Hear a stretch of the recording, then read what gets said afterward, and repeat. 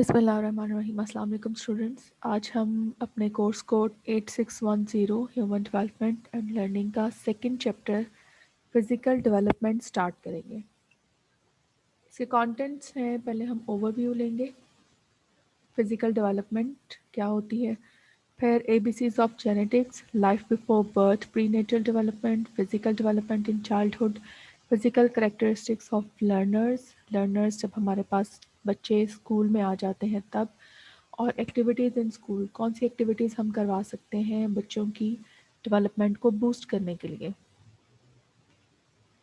Overview physical development का ये है कि ये एक मेजर टॉप प्रायोरिटी एरिया है चाइल्ड डेवलपमेंट में, जो कि फोकस करता है बॉडी की तमाम स्ट्रक्चरिंग इंक्लूडिंग ब्रेन को, नर्वस सिस्टम को, मसल ऑर्गन, सेंसेस, तमाम के तमाम 5 सेंसेस और बॉडीली नीड्स, हंगर, थर्स्ट और अ, किसी भी बच्चे की इंडिविजुअल बिहेवियर एंड डेवलपमेंट को ये टॉप प्रायोरिटी पर फोकस करता है और इससे कंसर्न्ड है। डेवलपमेंट साइकोलॉजिस्ट इंटरेस्टेड हो सकते हैं कि अगर वो किसी स्टूडेंट की या किसी बच्चे की किसी भी इंडिविजुअल की हिस्ट्री जानना चाहें कि इसकी ग्रोथ में, इसकी डेवलपमेंट में कौन कौन से फैक्टर्स हैं, मेल न्यूट्रिशन हो सकती है या कुछ भी। तो फिज़िकल डेवलपमेंट जो है ये सिर्फ एक बायोलॉजिकल फैक्टर नहीं है, बल्कि ये ओवर टाइम के साथ साथ ये चेंजेस जो है इस कॉन्टेक्स्ट में इसमें असरअंदाज होती हैं, उन पर भी डिपेंड करता है। एबीसीज ऑफ जेनेटिक्स में देखते हैं कि ह्यूमन बॉडी जो है वो बहुत सारे छोटे छोटे माइक्रो यूनिट से मिलकर बनी होती है, जिनको हम सेल्स कहते हैं। ये सेल आपको स्क्रीन पर नज़र आ रहा होगा। सेल का मेजर पार्ट होता है जो कंट्रोल करता है, तमाम सेल के फंक्शंस को कंट्रोल करता है, उसको हम न्यूक्लियस कहते हैं। न्यूक्लियस में न्यूक्लियस में हम देखते हैं कि छोटे छोटे रॉड लाइक स्ट्रक्चर्स होते हैं जिनको क्रोमोसोम्स कहते हैं। ये आपके सामने स्क्रीन पर क्रोमोसोम्स हैं। अ, एक सेल में 23 पेयर्स होते हैं क्रोमोसोम्स के, जिसमें से एक जो थ्रेड है वो फादर की तरफ से होगा और एक मदर की तरफ से होगा। और ये जो क्रोमोसोम्स हैं उनमें इंफॉर्मेशन होती है आपकी बॉडी साइज, शेप और दूसरे जेनेटिक फैक्टर्स जो हैं जो पेरेंट्स से आप हासिल करते हैं उनके बारे में। हर क्रोमोसोम में एक थ्रेड लाइक स्ट्रक्चर होता है जिसको हम प्रोटीन कहते हैं उसका। ये क्रोमोसोम्स प्रोटीन से मिलकर बने होते हैं। इन प्रोटीन्स को हम डीएनए कहते हैं, डीऑक्सीराइबो न्यूक्लिक एसिड। ये डीएनए और क्रोमोसोम्स ये रिस्पॉन्सिबल होते हैं आपकी बॉडी में, आपकी जीन्स में तमाम के तमाम इनहेरिटेंस के। डीएनए की स्टडी से हम देख सकते हैं कि जो जिस जिस इंसान का ये डीएनए है उसकी शेप, उसकी फिज़ीक और उसका मोस्ट पॉसिबल उसका स्ट्रक्चर कैसा था और उसमें क्या क्या ट्रेड्स, जो डोमिनेंट ट्रेड्स हैं वो कैसी थी, ये सारी की सारी चीज़ें हम जीन से हासिल करते हैं।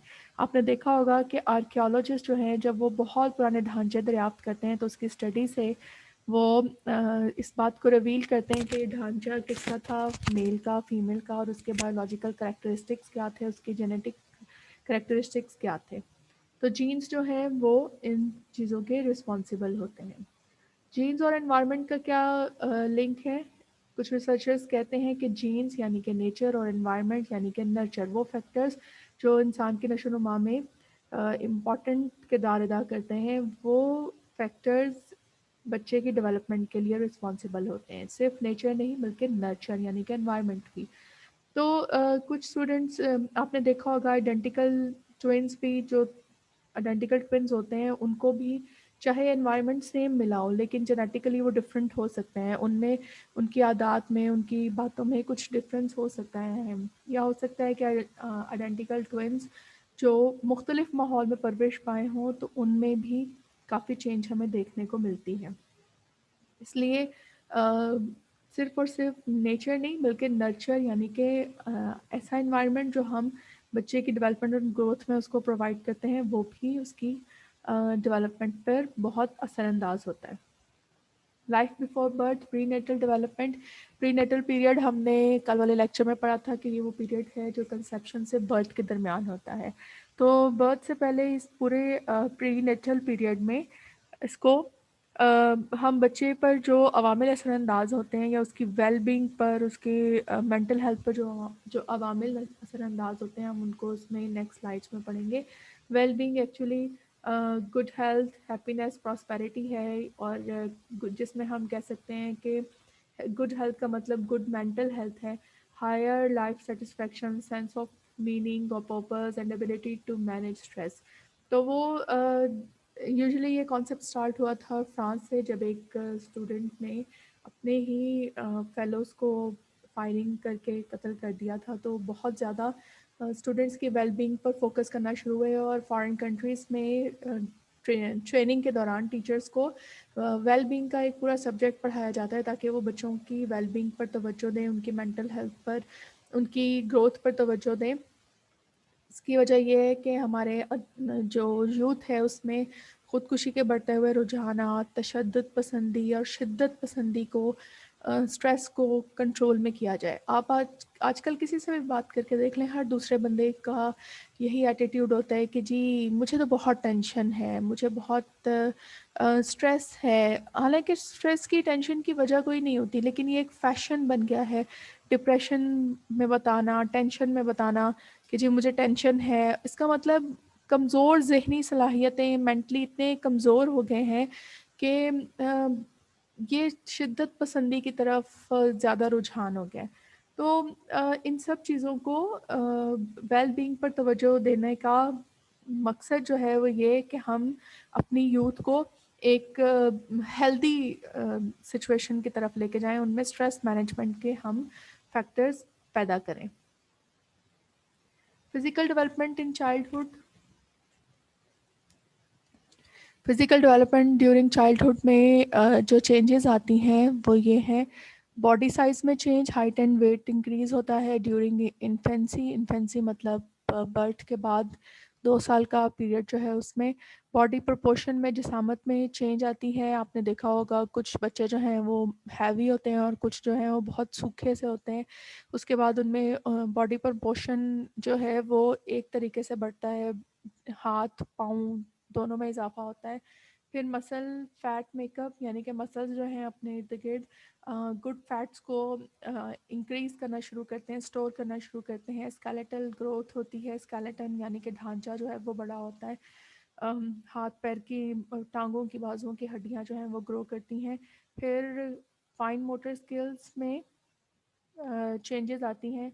इसमें हम वो एक्टिविटीज़ लेकर आते हैं जो मसल्स को स्ट्रॉन्ग करती हैं, जैसे crawling, walking, running, skipping and jumping, और मसल्स पर इंक्रीज जो है वो बढ़ जाता है। एनवायरमेंटल फैक्टर्स फिजिकल डेवलपमेंट में जो काउंट करते हैं वो है nutritional intake, emotional wellbeing and cultural practices.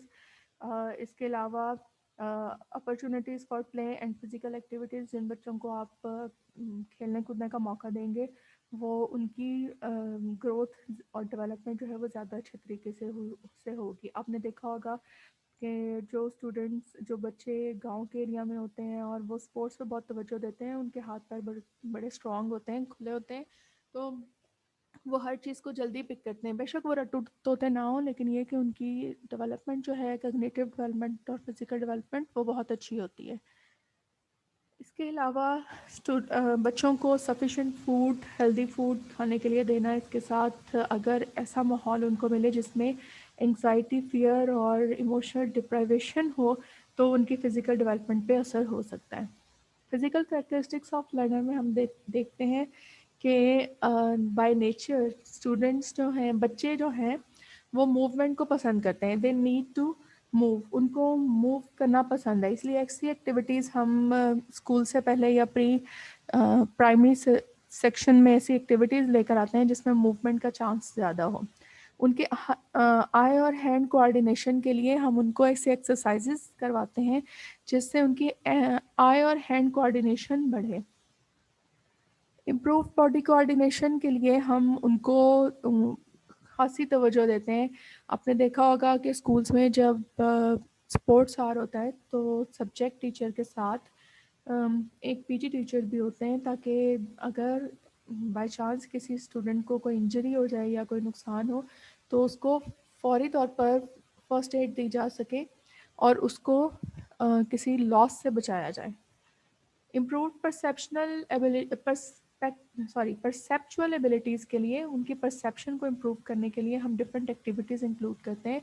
ये फ्रोबेल और मारिया मोंटेसरी की सजेस्टेड एक्टिविटीज़ होती हैं, जैसे ग्रॉस मोटर एक्टिविटीज़ के लिए throwing, catching, kicking, jumping, swinging. ये सारी एक्टिविटीज़ ज़रूरी नहीं है कि स्कूल में करवाएं, आप घरों में भी करवा सकते हैं। कटिंग, लेसिंग, हैमरिंग, बटनिंग वगैरह, पोरिंग, बच्चों को शुरू से ही सिखाते हैं कि आप बटनिंग कैसे करेंगे और बटन्स कैसे लगाएंगे।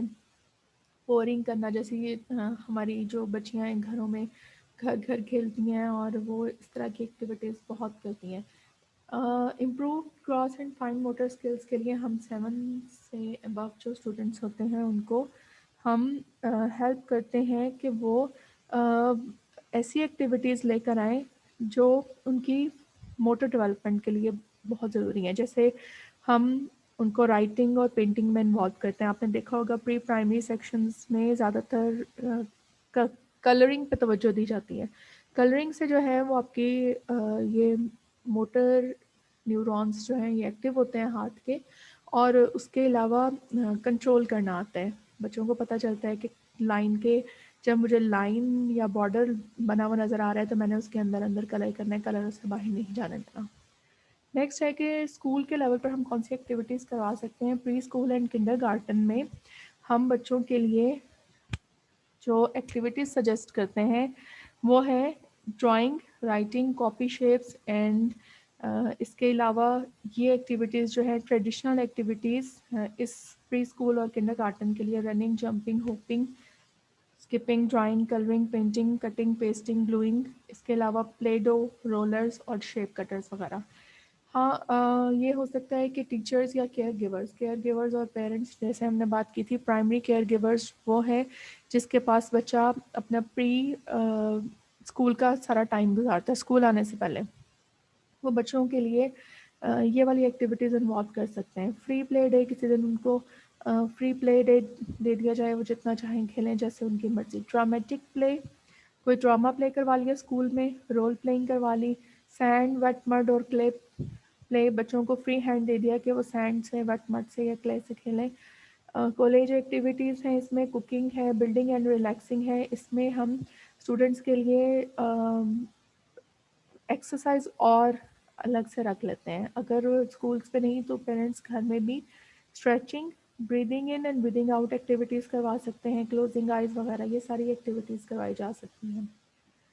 इसके साथ दो तरह की एक्टिविटीज़ और यहाँ पर हैं, एक है लोकोमोटर मूवमेंट और एक है नॉन लोकोमोटर मूवमेंट। इनको स्कूल में भी ऐड किया जा सकता है और घर में भी। लोकोमोटर मूवमेंट स्किल्स वो स्किल्स हैं जिसमें बच्चा सडनली अपनी जगह से दूसरी जगह पर मूव करता है। जैसे वॉक, जब वॉक करता है तो एक जगह से दूसरी जगह पर मूव करता है। लीप, बड़े बड़े वो मतलब अपना कदम बढ़ा लेता है, लीप जिसको हम कहते हैं। स्किपिंग, जंपिंग, क्रैब वॉक वगैरह, gallops, hop, pencil roll, rolling, running वगैरह, ये सब के सब लोकोमोटर एक्टिविटीज़ में आती हैं। इसमें जब आप मूव करते हैं तो उस जगह पर रहते नहीं हैं, लेकिन नॉन लोकोमोटर मूवमेंट में अपनी जगह पर खड़े होकर मूवमेंट करना होता है, जैसे balancing, bending, curling, pulling, push, stretching, ये स्वेज, स्विंग, टर्न, ट्विस्ट वगैरह, ये सारी की सारी एक्टिविटीज़ हम प्री स्कूल में और किंडरगार्टन में करवा सकते हैं। एलिमेंट्री लेवल पर ये सब एक्टिविटीज़, ये जो लोकोमोटर आपने एक्टिविटीज़ यहाँ पर दिखी, ये भी करवा सकते हैं। इसके अलावा यहाँ पर बच्चा चूँकि बड़ा हो जाता है तो हम वो एक्टिविटीज़ इसमें इन्वॉल्व करते हैं जो 4 वॉल्स के अंदर रहकर हम करवा सकें। उसमें ज़्यादातर फोकस जो है वो किया जाता है बच्चों की राइटिंग स्किल्स पर, स्पीकिंग, रीडिंग, राइटिंग स्किल्स पर, और इसके अलावा वो एक्टिविटीज़ इन्वॉल्व की जाती हैं जो बच्चों की हेल्थ और मेंटल वेलबींग को प्रमोट करें। मेंटल वेलबींग के लिए डेफिनेटली स्ट्रेस फ्री एनवायरनमेंट जो कि क्लास में बहुत ज़रूरी है, और फर्स्ट ऑफ ऑल स्टूडेंट्स के साथ बिलोंगिंग, ये सब चीज़ें जो हैं वो काउंट करती हैं। Thank you very much students. अगर कोई क्वेश्चन है तो आप मुझसे पूछ सकते हैं। Thank you.